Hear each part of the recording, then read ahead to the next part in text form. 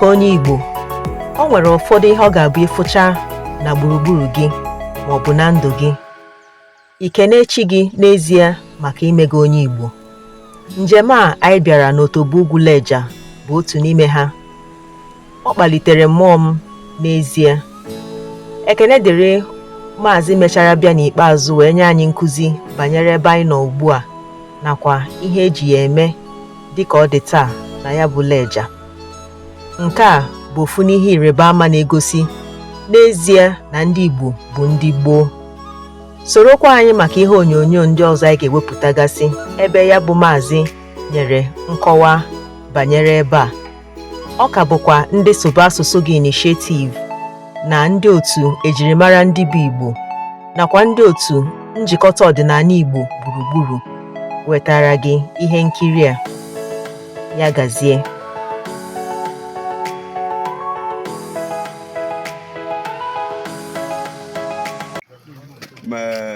Ebe a bụ the ancestral headquarter Lejja. Since anyị bịara ụwa ma amago m ndị bụrụ eze up to mmadụ 15 before onye nke a.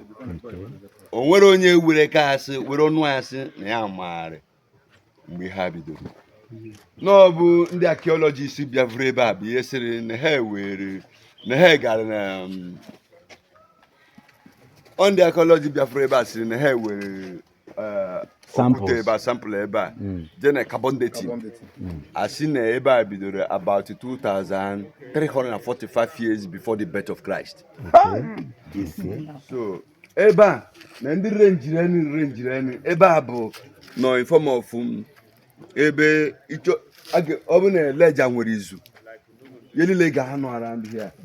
Ebe a isi ebe ọbụla ị nọrọ welie ka eze ga-enye gị permit ịbịa ebe a kwuba okwu in the midst of everybody sitting there. Ibu nna m kwugodo ebe a ama m na o nwere ihe na-aganụ. Nke a bụ ihe a na-akpọ ha kpọrọ nke a eze mkpume. Eze mkpume.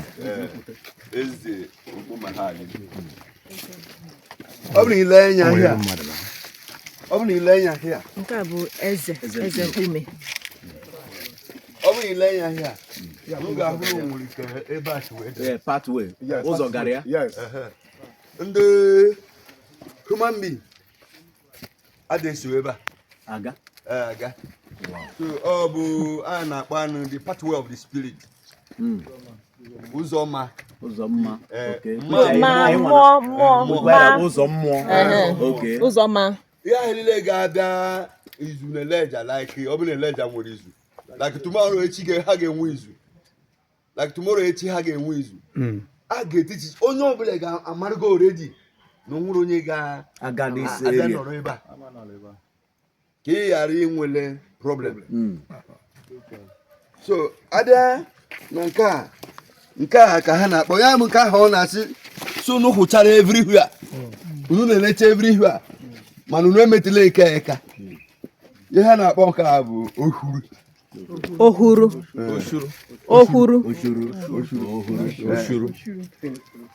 Ihe ọbụla ha eji na-eme na nkọwa nke a ọ nnukwute ihe n'oge gboo ọ na-ekwu maka ihe agha. Ọ na-ekwu maka ihe agha na ndị dị otu a na-abịa n'ihe a ka a ga-eme. Itijaide na ndị ahụ labekwara azị ma ọ bịa na ha bịara kwụrụ. O nweghị mmadụ na-ebie na ka ohu onye mmadụ na-amba ọkwado ohu onye ka ọma na-amba. Ohu onye biye na-agbago n'ime a na-eme ritual dị na ya once in a year. Ma dati ihe a ga-eme na onye abụghị onye amụrụ n'ebe a ama mbata dati a ga-eme onye amụrụ gị ebe a ama mbata ya. So a ga-ego ọmụ ya n'ebe nche o nwere onye ga-abata hịa datide ahịa. Mgbe izizi na ha ji nnukwu ihe eme mana mgbe anyị fụtara ọfụma ọ bụrụzie nnukwu azụ ndị a na-agbago edobe ihe dịka na tiri na ọ na-agba ya ka a ga-adonye n'ime ebe ahụ. Ọ dị open.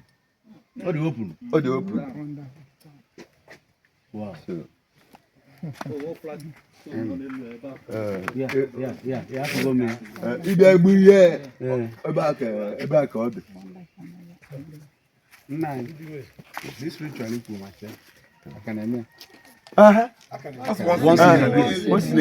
Once in a year.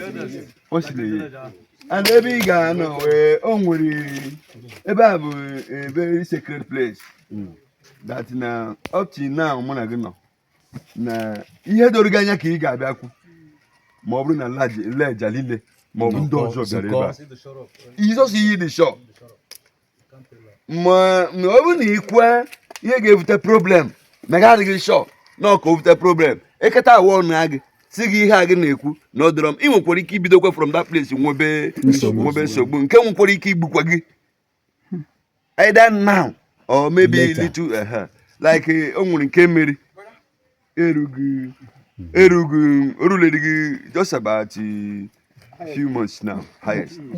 O nwere na-enochite anya papa anya na 1/4 of this community ọ na-ekwu ihe ekwesịghị a na-agwa na-ekwu ihe ekwesịghị a na-agwa ma ndị ipechago ebe ebido meeting and ịbụ a major stakeholder na Lejja ọ bụrụ iche ife isi na ya alabago no ada si na ya alabago na that is after all igwe ya inwe problem maka etu ahụ isi kwuru ịnabara ya anara garabazie n'ihu and otu aka this boy ya na-agwa gị otu isi nabara gabe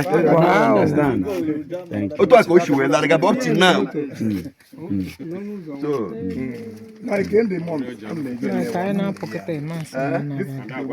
Nọọsụ na-abịa okwu dịka iwe ekwu ihe dịghị ma iwe si na ịnawago ihe ji eri ya n'obo ọkwa ekiti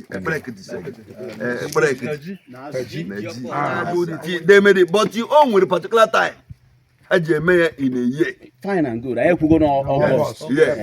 So here they and ihe ga-eme ya bụ ekpere black beans. Akede. Azụ mgbaka. Akede amoka. Aka a na-agwagara ndị ọbịa ada na ọ bụrụ na ị bụrụ ebe a ga-eji ọmụ.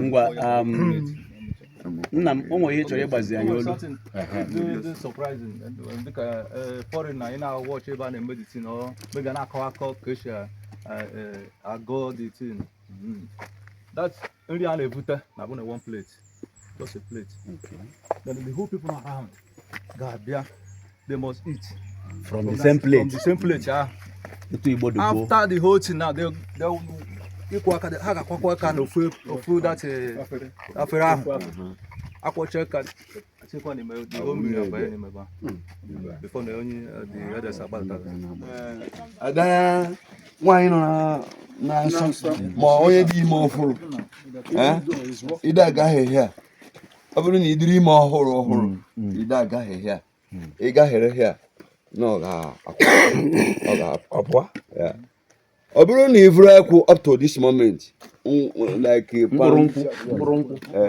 iwu megidere na ị gaghete n'ebe a ị ga-adrọpụ ofu mkpụrụ nkwụ ọ bụrụ na ị drọpụrụ ya mkpụrụ nkwụ yes ị nwere ike share 1000 years ma ọ ma nri ọzọ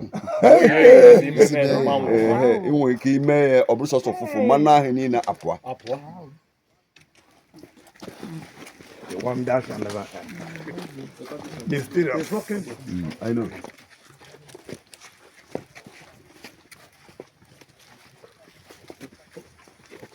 a na-ekwu okwu Igbo ndị mmadụ eche na ọjọọ so anyị ga-aga nwe ebe a IGBO ọ bụrụ IGBO bụ ihe okwu anyị na-ekwu bụ ihe mere mba ji wee bụrụ mba ọ ya ga ebere taa n'oge gara aga na ọ bụ na Lejja nwere 3 segment ndị ọha na ndị ụmụada na ndị ego ala onye ọbụla nwere siti ya ụmụ nwanyị ndị ụmụada siti ha bụ ebe a wee gụnyere nke a na mgbada aha isi wee gbadata kịta bụ ndị ọha emebere Lejja ọha bụ 33 villages and the eldest man na every village the eldest man in every village bụ member of ọha ma ndị ọha fọmụrụ kabinet eze ahụ unu jeje hụ ebe na-ebu dia osit ebe a bụ siti nke ụmụ nwaanyị sọhụ ahịa na mgbadata ebe a bụ nke ụmụ egal bụ ndị ụmụ okorobịa erugu na age of elders village. ọ bụ na ile anya ebe a anyị ga-ahụ n'ụzọ ha dị ụzọ na-abụ ọ na-abụ ọnwa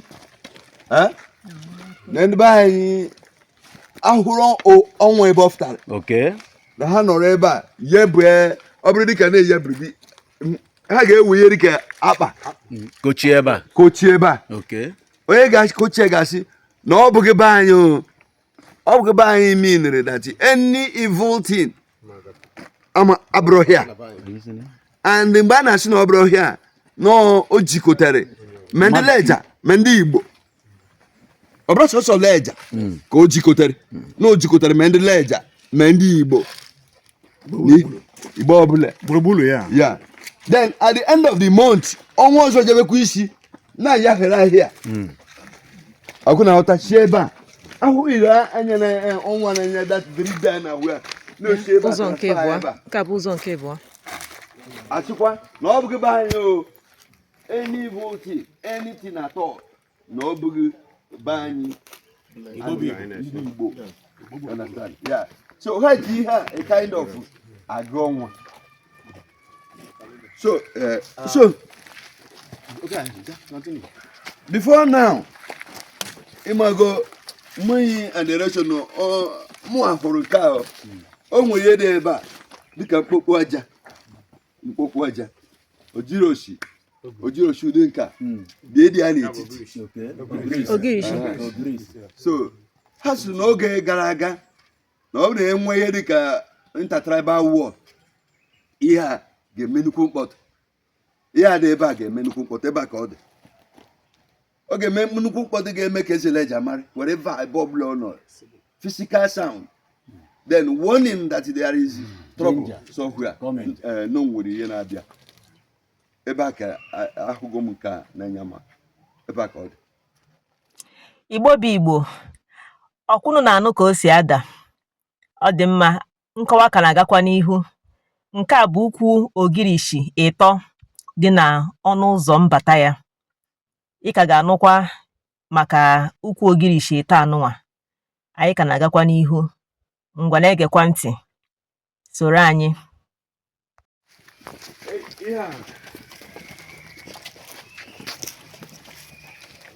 Ihe a bụ otu ọ dị. You can imagine round ahụ ọ dị. Otu ka ahụrụ wee ruo ebe niile. Ọ mgbe oyibo bịara ka e chenjirizi nke a ihe eji arị anụ bụ irure. Ihe a bụ ọmaba ebe ọmaba si afta. Lejja na-eti odo na-eti ọmaba. Lejja dị ntotu o nwee section na-eti ọmaba nwee section na-eti odo. Ebe a bụ ihe anyị na-akpọ nke a bụ okiti. Okiti ọmaba. Okiti. So you can imagine the strength of the old people. Ịhụbe ihe around like this. Ihe a adịgo thousands of years like this. Anyị nwa ndị bịara kịta siri ka eme ya otu a. Mana emego nke anyị still okpekefu. Moto ka ọ dị. Thousands of years before Christ. Thousands of years BC. A sị na onye ahụ mụkọtara Lejja. The name of nwaanyị ahụ bụ Ada. Nenu promote ọnụ. Ada. Onye a nọ ebe a. Onye a nọ ebe a. Na-akọwa ya na-akọwa mmesịa ka nkọwa onye anyị na-eso. Ebe a bụ ọnụ Ada. Onye ọbụla bụ dịka within this village. Ma ya sịrị gị na gị chọrọ ịchụrụ nye Lejja within this village. Every village nwere ebe ha na-eje achụrụ a Lejja na ebe he abụrụ na mgbada bụ ebe nwere ebe oshi afta. Ọ bụrụ na this village ka oshi afta. So mana nke dị ebe a bụ nke a. Ọ bụrụ na ndị ọha zuchere ebe niile na enwere ihe a nwere atama. Atama bụ ihe dịka in form of the chief priest. Ọ bịa were oji enye ihe dịka ihe a wee tinye ihe a. Enwere ugwele nke a sị na ọ bụ ji enye onye bụ the chief priest nke ahụ ewere oji nke nye wee tie ihe a before ha bịara here for deliberations Lejja deliberations so ebe a bụ ọnụ ada ada nke a bụ a na-akpọ odegwo odegwo bụ nke odegwo bụ nke ọ bụrụ n'ụlọ ya ọnụhụma o nwere two faces left facing nke left facing nke ihe mekiri dị ụlọ ka dị two ugwu na agbọ this ugwu na agbọ nwere onye sọchara ugwu nwere onye sọchara agbọ onye sọchara ugwu ga-anọdụ here onye sọchara ugwu the eldest person na ugwu ga-anọdụ here but the same eldest person na agbọ ga-anọdụ here all of this thing na-eme the same time ihe ji emekwa nke a bụ eketikwa black one ọ bụ na ile ihe ha dị white bụ mmanụ onye ọbụla mụrụ nwa na-edu n'ụka na-eweta ekute nwa gbara mmanụ ọ bụrụ nwoke na-agbakwasị ma weta egbele oke ọkụ ọ bụrụ nwaanyị na-agbakwasị mmanụ weta nnekwu ọkụ so nke a bụ odegwo before that day ha ga-efutefu otobo ha ka ọ ga-eme ihe a maka o nwere ndị bịagoro ebe a na-emisintapreti ihe a na-atọ ọ bụ na ile na-enye ihe a bụ ebe na Lejja na-enwere 3 quarters enwere eju na ụwa mana ofu eze ka enwere na Lejja for information ofu eze ada bụ na Lejja Igbo bụ Igbo na-ege ntị so ma this thing represent that quarter na atọ nọdụ na one place na-eme recording ọ na-blọk ndị ọzọ ụnụ na-ese eme recording ọ dịka ihe mmadụ na-eme maka o nwego ndị bịara ebe a ndị kpọtara ya na-asị na nke a bụ ka ihe a represented bụ that 3 quarter ma ofu eze ka enwere eze Lejja the one forever then ihe ọzọ enwere bụ asọgwa ụwa na asọgwa ibute asọgwa ụwa represent kwota nke ụwa asọgwa ibute represent kwota nke kibu ma eze Lejja ya nke a dị n'etiti represent ya the whole community enweghị 3 eze na Lejja and ihe na-abụ ihe a ọ bụ na onwe ka o si nwụ ha tinye odirochi ọzọ that is this thing nwa gị na nka kashi wee nwụ kịta replace ya again ọ bụ na ile anya n'azụ gị hụ that thing lịakapụra then ọ bụ na nke ọzọ abụ n'ọdụ na ga-etinye ọzọ for shade maka 24 hours like idu ebe a echi by this time tomorrow ị ga-ahụ na ị ga-enwe more than 100-200 people seated here deliberations after ka m gochara unu this thing we shall go back anyị ga-agbago n'etiti ebe a because ebe a bụ the Supreme Court in form of ihe eji ebe eme a kind of Supreme Court nke ha wepụtara kịta I will show you something mgbe anyị gbagodo egwu olese nwere intensive something due to critical and discuss that place na-enwere ike asị ike ọ bụ na ha na-agba bọọlụ na-eme mpọta enweta asị ha si ya chie ma ọ bụrụ na ọ bụ ndị okenye ahụ too much nwekwara ike ha na-akpa something dịkwa deep ekwe ebe ụmụaka na-eme ịgabakwa chee na onwere ihe na-eme because ịkwụrụ ụmụaka ebe ha na-ekwu ọja ichee na onwere ihe na-eme ihe na-eme so ebe a bụ the playground ụmụntakịrị amahụ ara na ọma ihe ọ na-akọwa bụ na abịa n'Otobo ebe anyị nọ ugbu a na ndị ọbụla nwere ebe ha na-anọ nke ha o gosigo anyị nke ụmụ nwaanyị nke ndị ntorobịa nke ndị ọha na nke eze gosizi anyị ebe a bụzi nke ebe ụmụaka na-anọ egwu ọsọ ya bụ na a na-akpa ihe miri emi ha ga-anọkwa ebe nke ha nọ na-egwuru onwe ha egwu ọ ya ka ọ na-akọwa ọ bụrụ na ụbịa nọ n'ọhụma ka ikeji ahụ ihe Otobo dị na nkeji step by step ebe a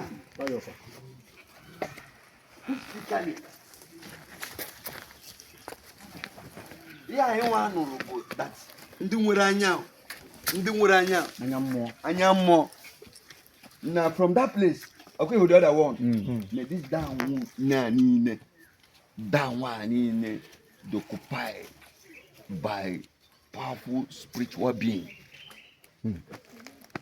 This down what ka isi wee nọ na dream even otu amụnọ anụnụgo m na dream enwe very strong work ha si ebe abịa nshi ebe after with egbe ana m agwa gị ya before God with egbe with everything ha si ebe a na-abịa nshi ebe a ka m si wee gbagote their leader kpọrọ egbe enye na ụmụ anya ibi ka na ndị be anyị na-akpọ nka ọ dịghị fụkwana two here ọ bụrụ na nke anwụ another one nwere ike ịfụta but as a whole na Lejja ebe ọbụla okporo ewefu ebe ọbụla emunye ikporo ewefu n'oge anwụ de na ebe anyị a sọsọ ebe a bụ ebe nwere ibi osisi a ka ọ na-ekwu maka ibi ka anyị na-akpọ ọsọ ebe a ka ọ na-eto na Lejja niile e nwekwara ike ọ bụrụ o nwere ebe ọ dị na Lejja niile ebe o toro like mmiri nwere ike ịkpụrụ ya gbadebe na ọgwụgodo ọnwụkwa that place o nwekwara ike ọ dịrị outside Lejja ọkwa river but agwụleghị anyị na Nsukka sọsọ ya bụ ihe anyị nwere ike ikwu here and na ndị nna anyị gara aga maọbụ ya bụ ndị na-ahụ ụzọ na-egosi na ebe a bụ the base of the spiritual world. Thank you. O nwere ihe mụrụ osisi ọ na-akọwa bụ osisi ibi ọ mkpụrụ ya ka eji n'aka ebe a otu a ka mkpụrụ ya na-adị ọ ya ka nwoke ahụ na-asị na ọ bụgodị na mmiri zoo wee buru mkpụrụ ya buga ebe ọzọ na o nwekwara ike ofu ome ebe ahụ mana ọma mmi ebe ahụ na ọ ga-anwụnata n'ọsọsọ ofu a dị na Lejja niile ma Nsukka niile na onweghị ebe ọzọ ọ dị. Lejja na-etake decision of ihe ọbụla now ọgbụ a just like nke a nwụrụ anwụ nwere ike nwụrụ ifu etinye nke a just like otu a m si wee gwa unu ebe a onye anọ mgbe eze Lejja na-anọ